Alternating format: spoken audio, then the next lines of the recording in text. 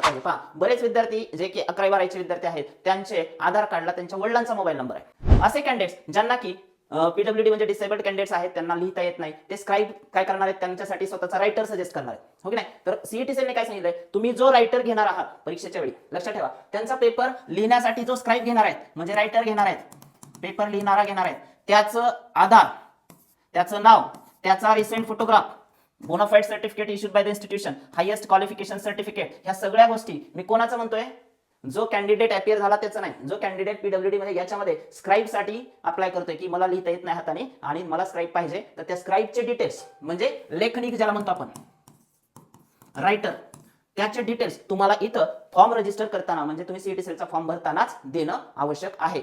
नमस्कार विद्यार्थी मित्रांनो, स्वागत आहे तुमचं केमिस्ट्री बाय स्वामी सर या आपल्या यूट्यूब चॅनलमध्ये। विद्यार्थी मित्रांनो, आता या व्हिडिओमध्ये मी आपल्या सीईटी सेलद्वारे जे बिगेस्ट अपडेट 22 तारखेला दिला गेला आहे त्याच्या संदर्भात बोलण्यासाठी आलेलो आहे। मित्र हो, आपली येणारी सीईटी 2026 ला होणारी सीईटी ही 2 सत्रामध्ये होणार आहे, म्हणजे ती एप्रिल महिन्यात पण होणार आहे आणि मे महिन्यात पण होणार आहे। अशी ही इम्पॉर्टंट सीईटी म्हणजे या वर्षीपासून तुम्हाला सीईटी साठी रिपीट करायची तर गरज पडणार नाही। आता मूळ मुद्दा काय आहे की तुम्ही फॉर्म भरायला सुरुवात करणार आहे, कारण सीईटीची एक्झाम जवळ आलेली आहे। जानेवारी महिन्यात पहिल्या किंवा दुसऱ्या आठवड्यामध्ये हे फॉर्म सुटण्याची दाट शक्यता आहे, पण त्यापूर्वी सीईटी सेलने कोणता अपडेट दिलेला आहे तो आपण बघणार आहे। मित्रांनो, तुम्ही इथं पाहू शकता, मी आपल्या सीईटी सेलच्या वेबसाईटवरती आहे, government of Maharashtra state common entrance test cell. आता याच्यामध्ये जो अपडेट दिला गेला आहे तुम्ही बघू शकता, announcement, important notice, tentative schedule of CETs 2026, important notice regarding Aadhaar authentication, अपार ID आणि PWD साठी हे जे अपडेट आहेत ते सीईटी सेलने 22 तारखेला दिला गेलेला आहे आणि हा अपडेट नेमका कुठला आहे तोच आपण आजच्या या व्हिडिओमध्ये बघणार आहे। सो तुम्ही पाहू शकताय की ही जी नोटीस आहे, पब्लिक नोटीस, त्याची डिटेल्स तुम्हाला मी या व्हिडिओमध्ये देणार आहे आणि तुम्ही बघू शकताय की 22 तारखेला 22 डिसेंबरला तुम्हाला ही पब्लिक नोटीस दिली गेलेली होती।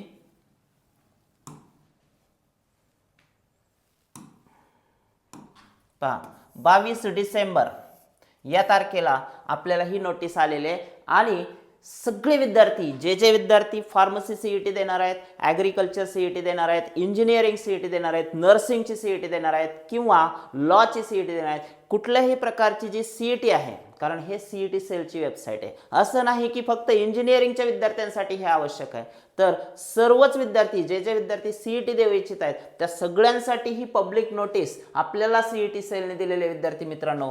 म्हणून मग ते सर्व विद्यार्थी जे हॉटेल मॅनेजमेंटची सीईटी देऊ इच्छित आहेत, जे लॉची सीईटी देऊ इच्छित आहेत, जे नर्सिंगची सीईटी देऊ इच्छित आहेत, जे इंजिनिअरिंगची सीईटी देऊ इच्छित आहेत, त्या सगळ्यांसाठी हा एक बिगेस्ट अपडेट सीईटी सेलने दिला आहे। आणि का बरं दिला असेल त्याचं पण एक मोठं कारण आहे। दरवर्षी जी रजिस्ट्रेशन प्रोसेस होती सीईटी सेलचे फॉर्म निघाल्यानंतर ती खूप सोपी, साधी, सरळ होती, पण यावर्षी सीईटी सेलला काही त्रुटी आढळून आलेल्या आहेत, मुलांची ऐनवेळी उडणारी धांदल त्यांच्या लक्षात आलेली आहे, म्हणून 22 डिसेंबरला त्यांनी जो अपडेट दिलाय तो अपडेट काय आहे तोच आपण इथे बघणार आहे।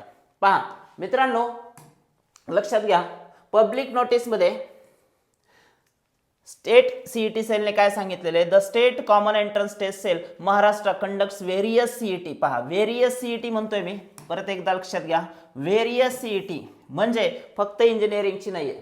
Examinations every year for admissions to professional courses in the state. The online application forms for the CET cells academic year 2026 will be made available on the official website of the state CET cell. The CET cell intends to make Aadhaar and APAR ID mandatory म्हणजे compulsory करता येते for all candidates registering for the CET 2026. So त्या सर्वांसाठी CET सेलद्वारे compulsory काही गोष्टी इथं दिलेल्या आहेत, त्या तुम्हाला कराव्या लागणार आहेत आणि त्या तात्काळ करायच्यात। बघूयात आपण कुठल्या गोष्टी इम्पॉर्टंट आहेत। All perspective candidates intending to apply for any CET. हा, मी मुद्दा परत तोच का सांगतो इथं की तुम्ही बघून घेऊ शकता की एनी सीईटी, त्यामुळं फक्त इंजिनिअरिंगच्या विद्यार्थ्यांसाठी माझा हा व्हिडिओ नाहीये, सगळ्या प्रकारचे विद्यार्थी, हॉटेल मॅनेजमेंट, लॉची सीईटी, ॲग्रीची सीईटी, फार्मसीची सीईटी, नर्सिंग सीईटी, ज्यांना कोणाला यापैकी कुठलीही एखादी सीईटी द्यायची त्या सगळ्या सीईटी देणाऱ्या सर्व ॲस्पायरंटसाठी माझा हा व्हिडिओ अत्यंत महत्त्वाचा असणार आहे. काय आहे information? Are inform that the following documents are required for the registration process. तुम्हाला ज्यावेळी फॉर्म भरायचा आहे जानेवारीच्या फर्स्ट किंवा सेकंड वीकमध्ये हे फॉर्म सुटतील सगळ्या प्रकारच्या सीईटीचे. पुढे पाठीमागे पण सुटू शकतात. पीसीबी पीसीएम सीईटी वेगळे, नर्सिंग सीईटीच्या वेगळ्या दिवशी, म्हणजे प्रत्येकाची तारीख बदलू शकते प्रत्येक सीईटीची. पण फॉर्म हे जानेवारी महिन्यात नक्की सुटणार आहेत आणि साधारणतः 1 महिन्याचा कालावधी तुम्हाला मिळणार आहे. पण तुम्ही ऐन वेळेला तुमची जर धावपळ वाचवायची असेल तर हा व्हिडिओ तुमच्या सगळ्यांसाठी अत्यंत महत्त्वाचा आहे. पहा काय दिलेली माहिती की कुठले डॉक्युमेंट्स पाहिजेत. तर तुम्हाला फॉर्म भरताना विद्यार्थी मित्रांनो आधार कार्ड सगळ्यात आवश्यक असलेलं डॉक्युमेंट आहे. सर या आधार कार्डचं काय? तुम्ही बघू शकता candidates must verify and update the following details in their Aadhaar wherever required. पहा तुमच्या आधार कार्डवरचं जे नाव आहे मित्रांनो, ते नाव तुमचं जे नेम आहे ते 10वीच्या सर्टिफिकेटवर 10वीच्या मार्कलिस्टवर जे आहे तेच असलं पाहिजे. म्हणजेच 10च्या मार्कशीटवर जे नेम आहे, ज्या पद्धतीने आहे, जे स्पेलिंग आहे तेच तुमच्या आधारवर असलं पाहिजे. फॉर एक्झाम्पल प्रथमेशची स्पेलिंग काय येते? PRATHAMESH. सो काही वेळा चुकून आधारवरती मधला ए नसतो, PRATHMESH असतं. सो तो जो ए आहे त्याचं करेक्शन तुम्हाला करायचं. म्हणजे तुमच्या नावामध्ये स्पेलिंगमध्ये काही जर दुरुस्ती असेल, 10च्या मार्कशीटवर असणारं नाव आणि आधारवर असणारं नाव सेम असायला हवं. त्यामुळे अपडेट गरजेचं आहे. दुसरा अपडेट काय? डेट ऑफ बर्थ तुमची as per the class 10 certificate. पहा बऱ्याच विद्यार्थ्यांच्या आधार कार्डवर फक्त इयर आहे. तुम्ही जर चेक केलं नसेल तर व्हिडिओ पाहताय ना, थोडा पॉज करा आणि लगेचच तुमचं आधार कार्ड चेक करा. जर तुमच्या आधार कार्डवर फक्त इयर असेल तर तुम्हाला फॉर्म नाही भरता येणार. तुमच्या 10च्या मार्कशीटवर किंवा सर्टिफिकेटवर ज्या पद्धतीने डेट ऑफ बर्थ आहे तशीच डेट ऑफ बर्थ आधार कार्डवर असली पाहिजे. सर माझ्या आधार कार्डवर तशी नाहीये, मग जा आधार अपडेट सेंटरला जा आणि अपडेट करून घे. अपडेट यायला परत 2-3 दिवस लागतील. पुन्हा ऐन वेळेला फॉर्म भरल्यानंतर, फॉर्म चालू झाल्यानंतर धावपळ करण्यापेक्षा आत्ताच ते अपडेट करून घ्यायचं आहे. तिसरी महत्त्वाची गोष्ट, रजिस्ट्रेशन करताना, फॉर्म भरताना तुमचा जो फोटोग्राफ आहे मित्रांनो तो लेटेस्ट असायला हवा. आता तुम्ही 12वीचे विद्यार्थी आहेत, तुम्ही सीईटीचा फॉर्म भरणार आहेत, तर तुमचा आत्ताचा या महिन्यातला काल परवा जरी काढलेला असेल फोटो तरी चालतो. खूप जुना फोटो चालत नाही. लेटेस्ट फोटोग्राफ तुमचा असला पाहिजे. त्यानंतर ॲड्रेस सुद्धा तुमचं जर कम्युनिकेशनचा ॲड्रेस चुकीचा असेल किंवा त्याच्यात काही अपडेट आवश्यक असेल तर ते पण अपडेट तुम्हाला आधार कार्डवरचे करायचे आहेत.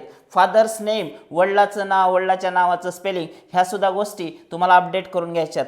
आणि सगळ्यात महत्त्वाची गोष्ट सांगू का? Mobile number linked to Aadhaar must be updated and active. हे खूप महत्त्वाचं आहे.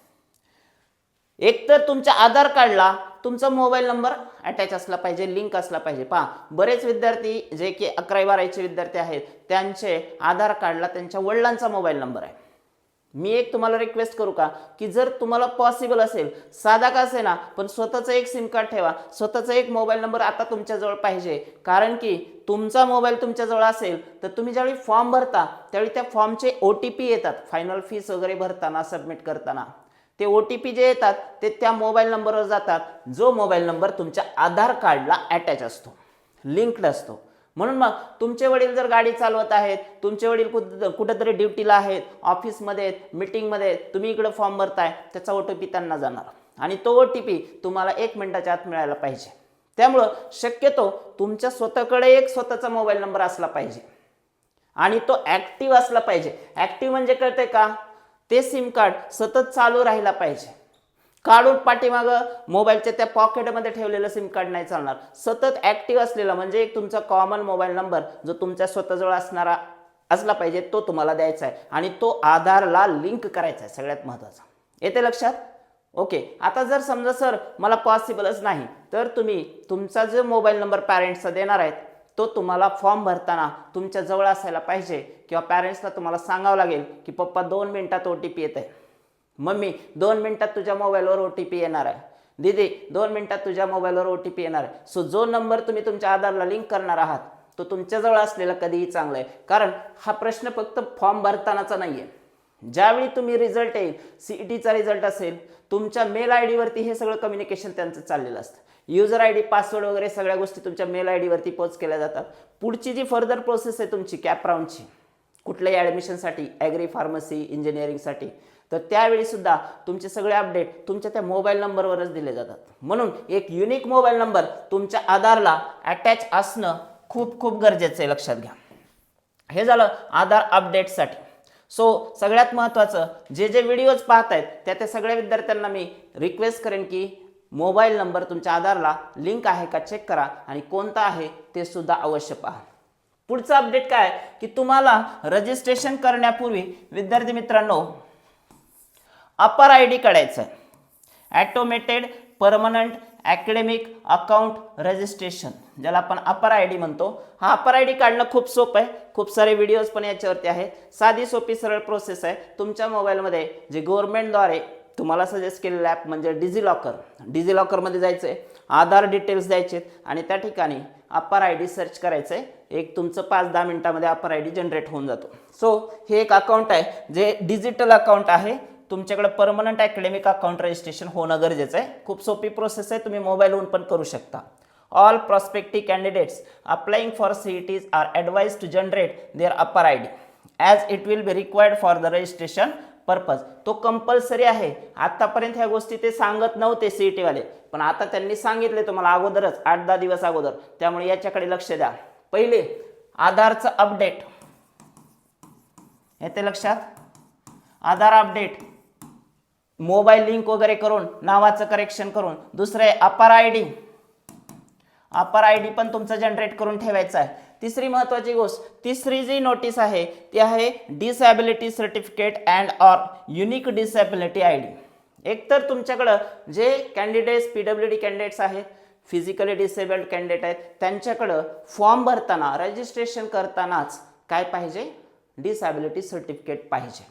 किंवा तसं एक आय डी पण त्यांच्याकडे असतं, आय डी कार्ड पण तसं एक असतं, ते आय डी कार्ड सुद्धा असेल तरी चालतं. सो जे कॅन्डिडेट्स डिसॅबिलिटी सर्टिफिकेट ज्यांच्याकडे आहे, जे त्याच्यातून अप्लाय करणार आहेत PWD कॅन्डिडेट्स, त्यांच्याकडं हे असणं गरजेचं आहे, त्यांचं डिसॅबिलिटी सर्टिफिकेट. सो जे जे विद्यार्थी असे व्हिडिओज पाहतायत त्यांनी लक्षात ठेवा, अजून पण तुमच्याकडं PWD सर्टिफिकेट नसेल, जर तुम्ही त्या कॅटेगरीमध्ये येताय, 40% पेक्षा जास्त डिसॅबिलिटी आहे, तर त्याचं सर्टिफिकेट तुमच्याजवळ फॉर्म भरण्याच्या अगोदर पाहिजे. अजून एक 1, 2, 3 आधारचे अपडेट झाले, अपर आय डी झालं. PWD कॅन्डिडेटसाठी त्यांच्याकडे सर्टिफिकेट असणं हे पण गरजेचं आहे, ते पण आपण पाहिलं. अजून एक शेवट आणि महत्त्वाची जी नोटीस दिलेली आहे ती पण कोणासाठी आहे, स्क्राईब. आता हे कोणासाठी ते पण सांगतो.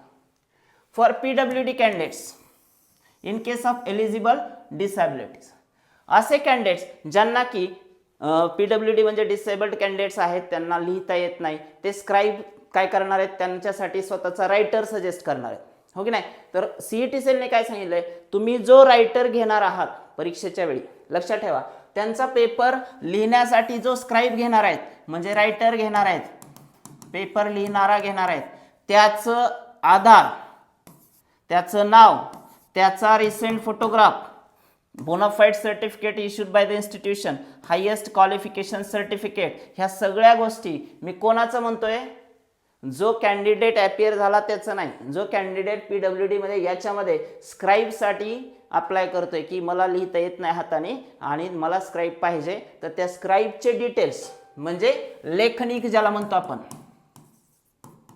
रायटर, त्याचे डिटेल्स तुम्हाला इथं फॉर्म रजिस्टर करताना, म्हणजे तुम्ही CET सेलचा फॉर्म भरतानाच देणं आवश्यक आहे. त्याचे सुद्धा आधारचे अपडेट वगैरे सगळे इथं सांगितलेले आहेत. All candidates are advise to regularly visit the official website. आणि CET सेलद्वारे असे जे अपडेट आहेत विद्यार्थी मित्रांनो, ते तुम्हाला कंटिन्युअसली दिले जाणार आहेत. तुम्ही बघू शकताय की आपल्या ह्या CET सेलवरती आता प्रत्येक 4 दिवसाला काहीतरी नवीन अपडेट्स येणार आहेत, आणि या व्हिडिओमध्ये मी तुम्हाला ते सगळे डिटेल्स सांगितलेले आहेत. सो ज्यांच्या आधारमध्ये काही त्रुटी आहेत, ज्यांच्या आधारला मोबाईल नंबर लिंक नाही, जे PWD कॅन्डिडेट्स आहेत त्यांच्याकडे डिसॅबिलिटी सर्टिफिकेट असणं, ज्यांचा अपर आय डी अजून काढायचा राहिला असे कॅन्डिडेट्स, आणि शेवटचं जे PWD कॅन्डिडेट्स स्क्राईबसाठी रजिस्टर करणार आहेत त्यांना त्यांच्या स्क्राईबचा म्हणजे रायटरचा लेखनिकचा सगळं डिटेल्स आवश्यक आहेत, ते पण त्यांना भरायचे आहेत. ओके, त्यांचं सुद्धा आधार कार्ड अपडेट पाहिजे. सो हा व्हिडिओ तुम्हाला कसा वाटला? जर तुम्हाला अशीच माहिती कंटिन्युअस मिळावी असं वाटत असेल, कारण मी फक्त या अपडेटबद्दल नाही बोलत, येणाऱ्या पूर्ण कॅप राऊंड काउन्सिलिंग प्रोसेसमध्ये मी तुमच्यासोबत असणार आहे. CETचा प्रत्येक अपडेट तुम्हाला या आपल्या यूट्यूब चॅनलवरती मिळत राहणार आहे. त्यामुळे अजूनही चॅनलला सबस्क्राईब केलं नसेल तर जरूर करा. बेल आयकॉनला क्लिक करायला विसरू नका, कारण सगळे अपडेटचे व्हिडिओज त्याचे नोटिफिकेशन तुम्हाला मिळाले पाहिजे. आणि जर तुम्हाला वाटत असेल की हा व्हिडिओ अत्यंत महत्त्वाचा आहे, तर तुमच्या इतर गरजू मित्रमैत्रिणींना देखील हा व्हिडिओ पाठवायला विसरू नका. भेटूया एका नवीन अपडेट व्हिडिओसह. तोपर्यंत थँक्यू.